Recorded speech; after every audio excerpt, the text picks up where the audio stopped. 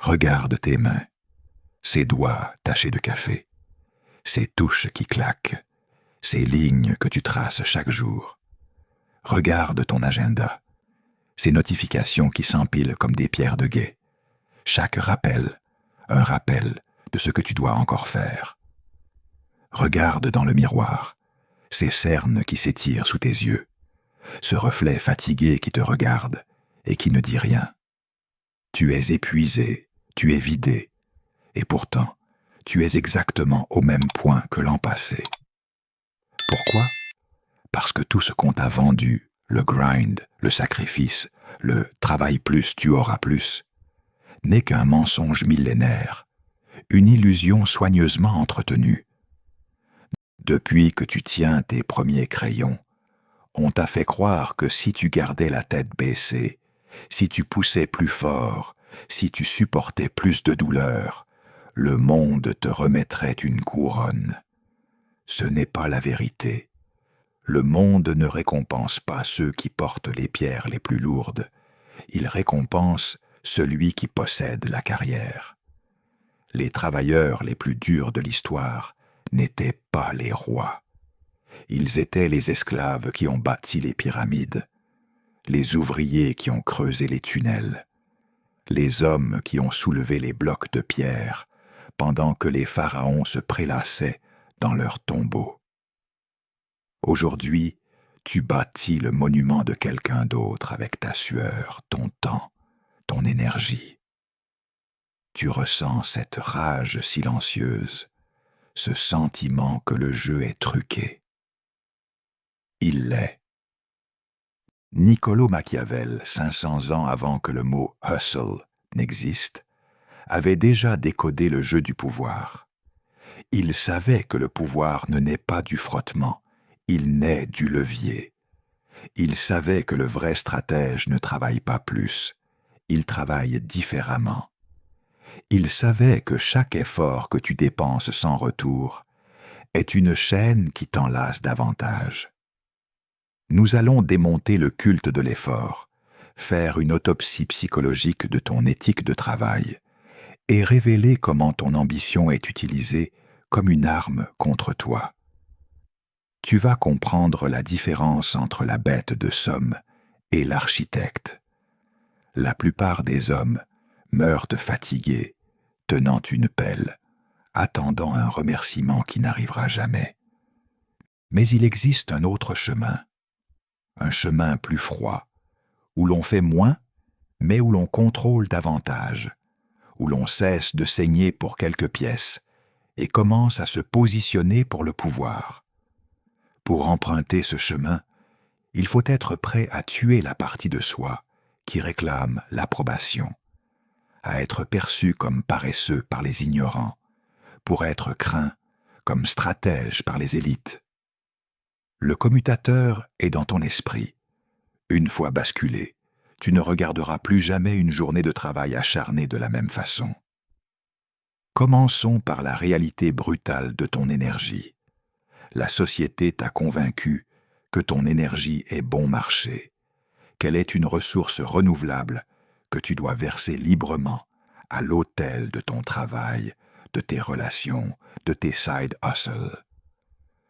On te dit de tout laisser sur le terrain. Mais qui possède le terrain? Quand tu laisses tout sur le terrain, tu rentres chez toi avec rien. Tu rentres vide, une coquille, sans rien pour ton esprit, sans rien pour tracer ton évasion, sans rien pour observer le terrain. Ce n'est pas un accident, c'est du design. Un homme fatigué est un homme sûr. Une population épuisée ne se révolte pas. Elle ne remet pas en question les taux d'intérêt. Elle ne conteste pas les lois. Elle ne regarde pas la hiérarchie et ne demande pas « Pourquoi suis-je en bas ?»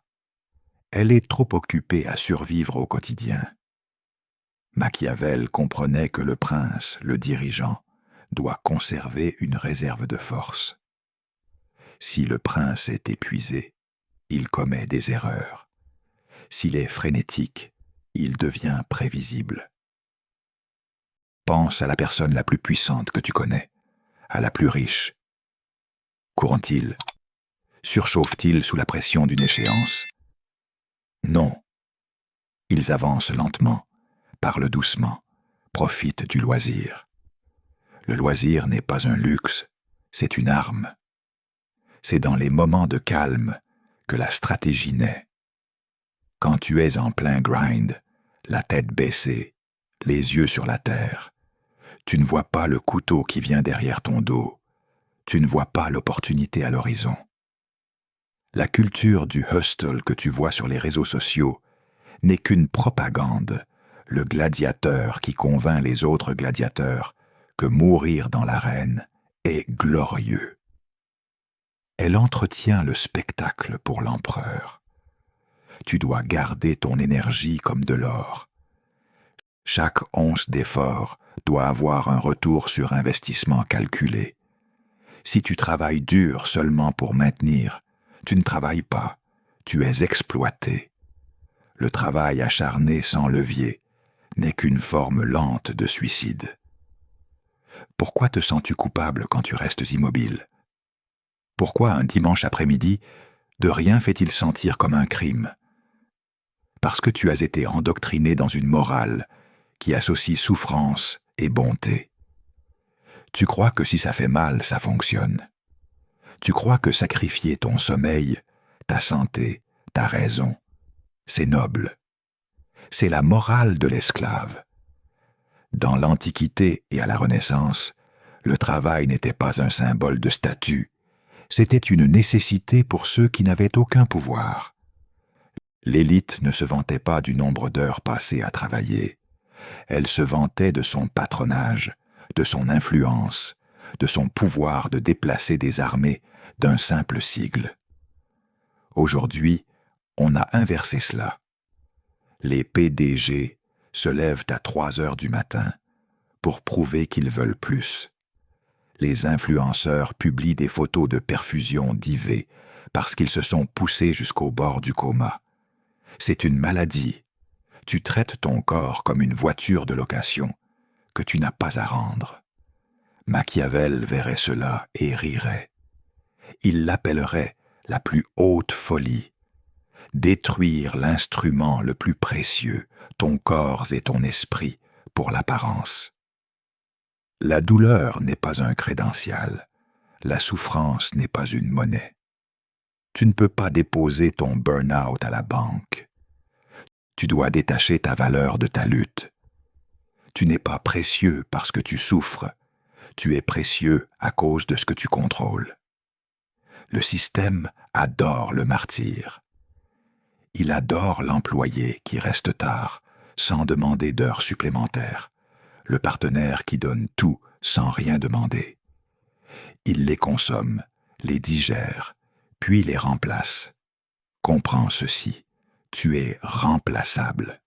Si tu mourais d'une crise cardiaque à ton bureau aujourd'hui, ton poste serait publié en ligne avant même que ton avis de décès ne circule. La machine ne pleure pas le rouage, elle trouve simplement un nouveau. Alors pourquoi mourir pour cela? Voici une leçon impitoyable des ombres. Si tu es trop bon à la tâche sale, tu ne seras jamais autorisé à arrêter. La compétence devient un piège. Quand le monde voit que tu peux supporter une charge lourde, il te donne une charge plus lourde. Il dit « Regarde comme il est fort, il peut en prendre davantage. » Et parce que tu cherches la validation, parce que tu veux être un bon garçon, tu acceptes.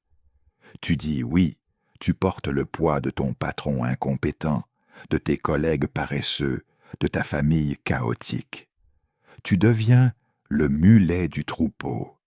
Machiavel conseillait aux princes de laisser les autres faire les tâches impopulaires, de laisser les autres se salir les mains. Cela peut sembler cruel, mais c'est de l'efficacité pure. Tu dois maîtriser l'art de l'incompétence stratégique. Il y a des choses que tu ne dois pas maîtriser, des tâches que tu dois refuser d'exceller, parce qu'une fois que tu les maîtrises, elles deviennent ton destin. Si tu es le meilleur à réparer l'imprimante, Tu seras le réparateur d'imprimantes toute ta vie. Si tu es le meilleur à flatter le patron, tu seras le tampon émotionnel pour toujours. Encadre tes compétences autour d'activités à fort levier, la stratégie, la prise de décision, le réseautage. Laisse les autres courir pour être les plus rapides à taper des courriels, à répondre aux tickets. Laisse-les gagner le prix d'être l'outil le plus utile dans l'atelier. Les outils sont usés, puis jetés. Tu veux être la main qui tient l'outil, pas l'outil lui-même. Cela nécessite une arrogance qui te mettra mal à l'aise. Tu dois regarder une tâche et dire « c'est en dessous de moi », pas par mesquinerie, mais parce que tu connais ta vraie valeur. Si tu valorises ton temps à 0, le monde le valorisera à 0. Arrête de te porter volontaire pour l'épuisement. Arrête de lever la main pour résoudre des problèmes qui ne te rapportent pas de pouvoir. Le silence est souvent le meilleur refus. Quand une nouvelle charge est présentée, remarque qui parle le premier. Les anxieux, ceux qui cherchent à plaire, sont les premiers. Reste silencieux. Laisse le poids tomber sur quelqu'un d'autre. L'analogie la plus célèbre de Machiavel, le lion et le renard, éclaire cette différence. Le lion incarne la force pure. Il terrifie les loups, il écrase les obstacles, il rugit, il saigne. Le renard, lui, est faible physiquement. Il ne peut pas affronter le loup en combat direct. Mais il connaît les pièges, il trouve les portes, il convainc les autres de briser les murs pour lui. Le lion représente le travail acharné. Il tente de résoudre chaque problème par la force brute. Il fonce tête baissée contre le mur, espérant qu'il se brisera avant que son crâne ne cède. Mais le monde est dirigé par des renards. Le renard ne brise pas le mur, il trouve la porte, ou il pousse quelqu'un d'autre à le faire. Tu as essayé d'être un lion dans un monde de pièges. Tu rugis, tu annonces ton grind, tu montres ta force, et tu te retrouves piégé dans des pièges que tu ne voyais même pas venir. La politique de bureau, les changements de marché, les fausses promesses. Tu dois devenir le renard. Le renard observe, il patiente, il comprend que la ligne droite n'est rarement le meilleur chemin. Au lieu de travailler plus pour obtenir une promotion, le renard se connecte à la personne qui décide de la promotion. Au lieu d'essayer de surpasser la concurrence en production, le renard change la narrative de ce que signifie la qualité. C'est ce que j'appelle l'escroquerie du système. L'escroquerie est la croyance que la production égale le résultat, que si tu fournis 100 unités d'effort, tu obtiens 100 unités de récompense. C'est faux. Dans le monde réel, tu peux fournir 100 unités d'effort et obtenir 0 récompense si ta direction est mauvaise. Ou tu peux fournir une seule unité d'effort, un appel téléphonique, une décision, une signature, et obtenir 1000 fois plus. Si ce que tu entends résonne en toi, montre-le en likant cette vidéo. Et si tu veux que l'on creuse encore plus loin, abonne-toi pour ne rien manquer. Qu'en penses-tu de tout ça? Laisse ton avis dans les commentaires. Je veux vraiment connaître ta perspective. Nous venons de poser les bases, de dévoiler la mécanique qui t'enchaîne. La suite nous plongera dans la façon de récupérer ton levier, de transformer chaque goutte d'énergie en pouvoir réel. Mais cela, c'est une autre histoire. Continuons. Imagine un instant que chaque minute que tu passes à cliquer, à répondre à des emails, à courir après des objectifs qui se déplacent comme des mirages, soit un grain de sable dans une balance truquée. La balance ne penche jamais en ta faveur, car elle a été conçue pour que le poids du sable soit toujours sur le même côté. Et si je te disais que le véritable levier n'est pas de pousser plus fort, mais de déplacer la balance elle-même, Musique. Une fois que tu comprends que le pouvoir n'est pas une question de force brute, mais d'emplacement stratégique, toute la scène change. Le premier pas vers le levier, c'est de reconnaître que le système ne valorise pas la production, mais la capacité à diriger la production. Le lion, blessé par les coups répétés, se retrouve à creuser un trou dans le sable, tandis que le renard, silencieux, trouve le point de pression qui fait basculer le mur entier. Tu n'es pas obligé d'être le maçon qui empile les briques. Tu peux être l'ingénieur qui conçoit le plan, qui décide où placer la première pierre, qui dicte la forme du bâtiment. C'est le moment où tu passes de la sueur à la stratégie. Comment faire ce saut? Commence par cartographier ton environnement comme un général cartographie le champ de bataille. Liste les sources de pouvoir visibles, les décideurs, les flux d'informations, les points de friction où les autres se heurtent. Chaque point de friction est une porte cachée. Chaque décideur est une clé. Chaque flux d'informations est un conduit qui, s'il est détourné, peut alimenter tes propres projets. Musique. Tu ne vas pas simplement travailler plus dur, tu vas travailler plus intelligemment, en ciblant les nœuds où l'énergie se transforme en influence. Prenons un exemple concret, tiré d'une entreprise typique. Tu passes tes journées à répondre à des tickets de support, à rédiger des rapports, à suivre des procédures qui se répètent. Personne ne regarde la façon dont les tickets sont classés, qui les priorise, qui valide les réponses. Là, dans l'ombre, se trouve le chef de la file d'attente, celui qui détermine quel problème reçoit l'attention immédiate.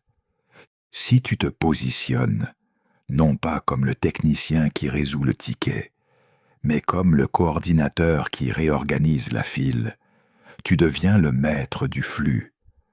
Un simple ajustement de priorité peut libérer des heures de travail pour toute l'équipe. Et c'est toi qui en récoltes la reconnaissance. Ce n'est pas la quantité de tickets que tu fermes, mais la façon dont tu rediriges le trafic qui compte. C'est exactement ce que Machiavel appelait la vertu, l'art de transformer les circonstances en opportunités.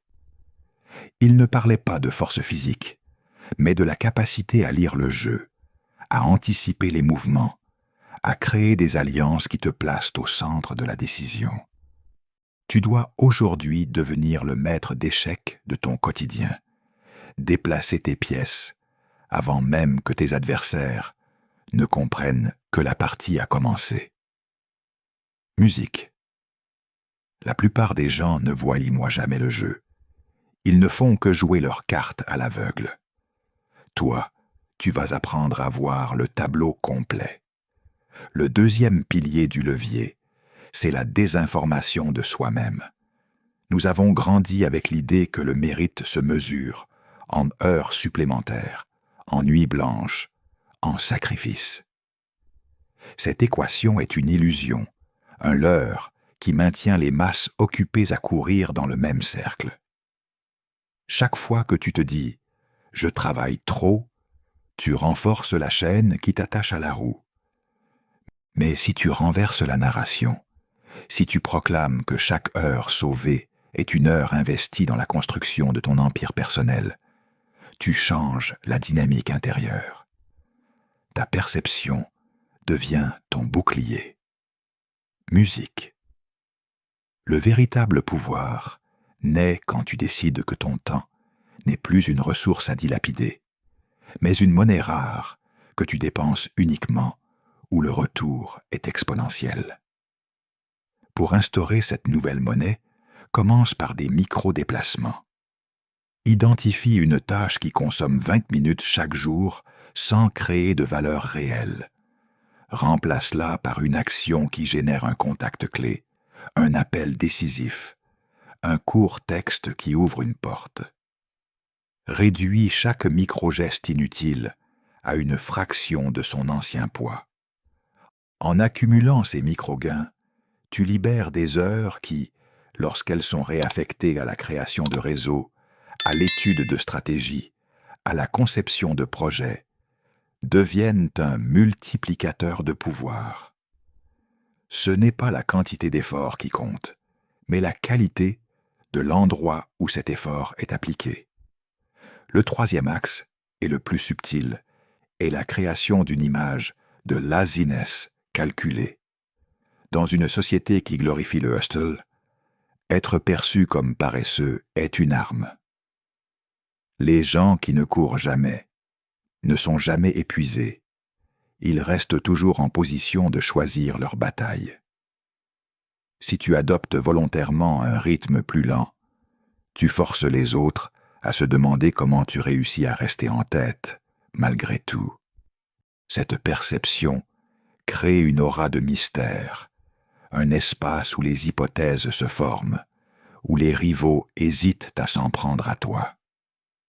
Tu ne dois pas seulement travailler moins, tu dois faire en sorte que chaque action que tu poses semble porter le poids d'une décision stratégique. Musique. La paresse devient alors un camouflage, un leurre qui masque l'intensité de ton calcul. Pour que ce camouflage tienne, il faut un contrôle absolu de ton énergie. La plupart des gens la laissent se dissiper dans des distractions sans fin, scrolling, notifications, réunions inutiles. Chaque interruption est une petite fuite qui, à la longue, vide le réservoir. Apprends à sceller ces fuites. Coupe les notifications, isole-toi pendant des blocs de temps. Crée des rituels qui te préparent mentalement à entrer en mode architecte. Lorsque tu entres dans cet état, ton cerveau passe de la réponse automatique à la planification consciente.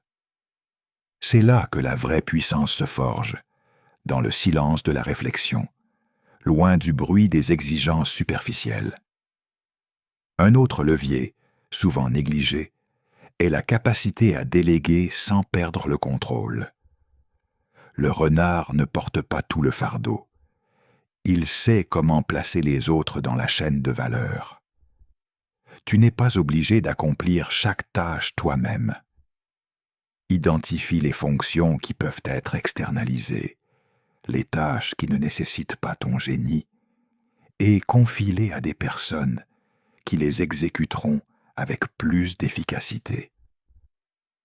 Mais garde toujours la clé du feu, la capacité de diriger la délégation. En faisant cela, tu multiplies ta présence sans multiplier ton effort.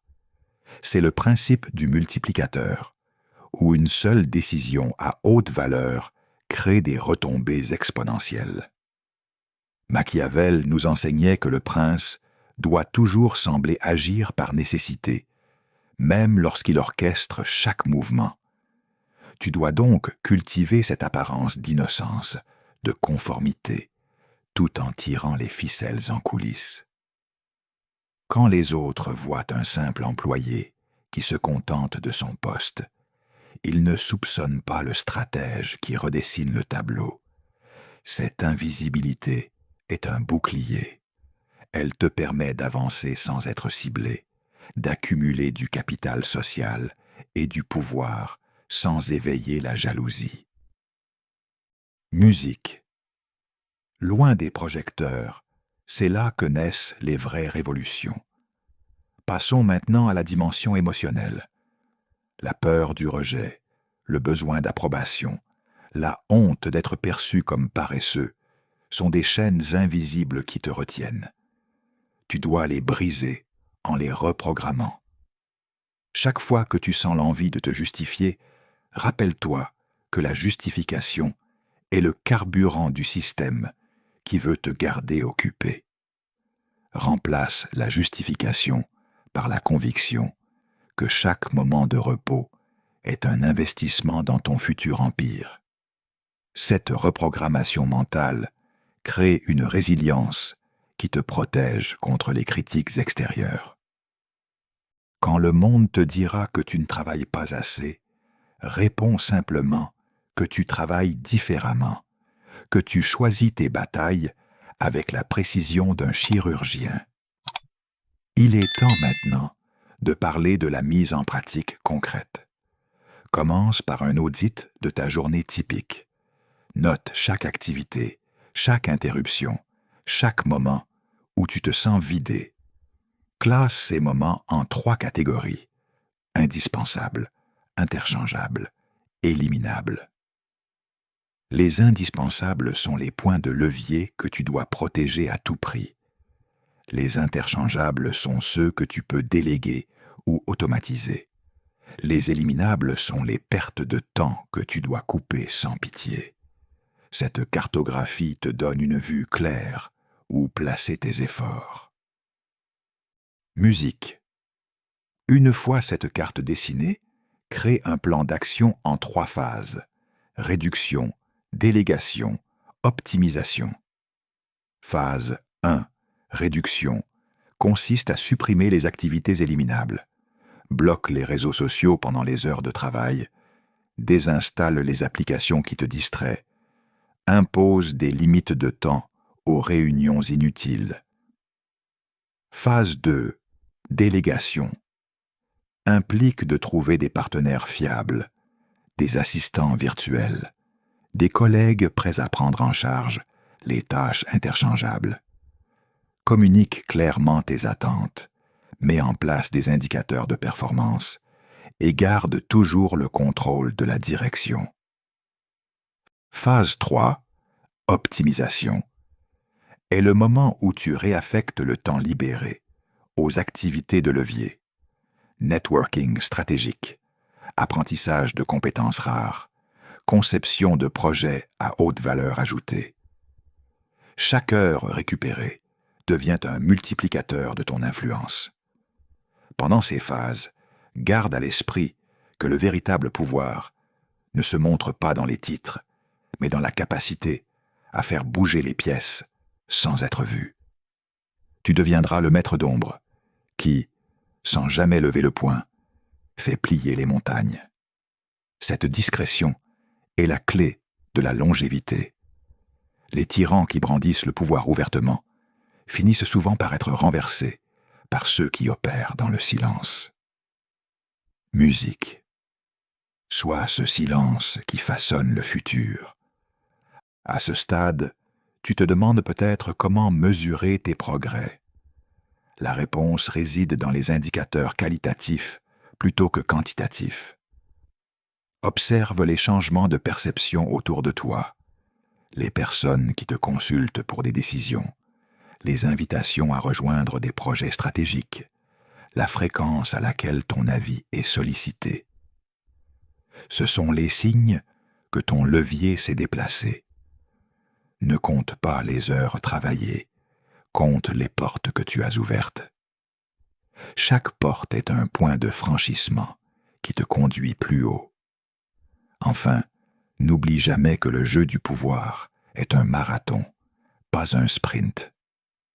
La patience du renard, la persévérance du stratège sont les alliés de celui qui veut vraiment s'émanciper du culte du travail.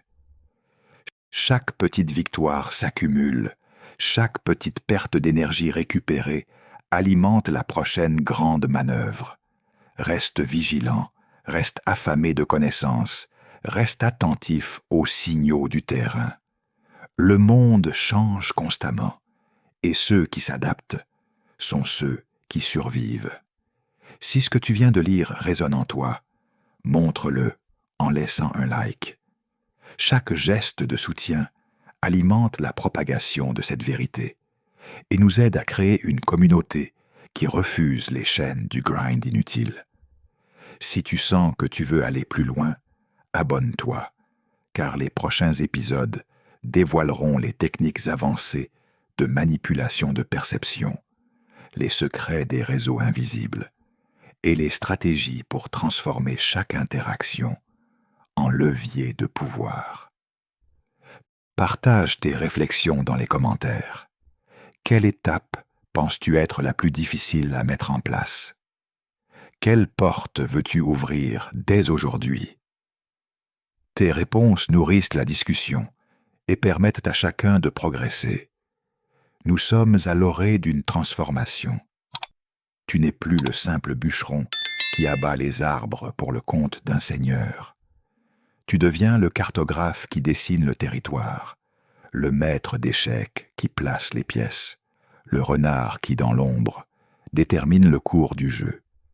Le pouvoir n'est plus une question de force brute, mais de positionnement, de timing, d'influence subtile.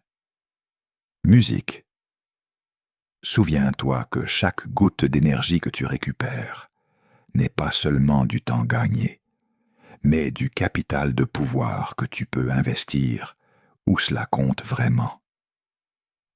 Alors, prends ce moment, respire profondément et décide. Vas-tu continuer à pousser l'appel comme tout le monde, ou vas-tu saisir la clé qui ouvre la porte du véritable levier? Le choix t'appartient. Le futur se construit maintenant, dans les décisions que tu prends aujourd'hui. Fais-le savoir à ton esprit, à ton corps, à ceux qui t'entourent. Le renard attend, et le monde n'attend que ton prochain mouvement.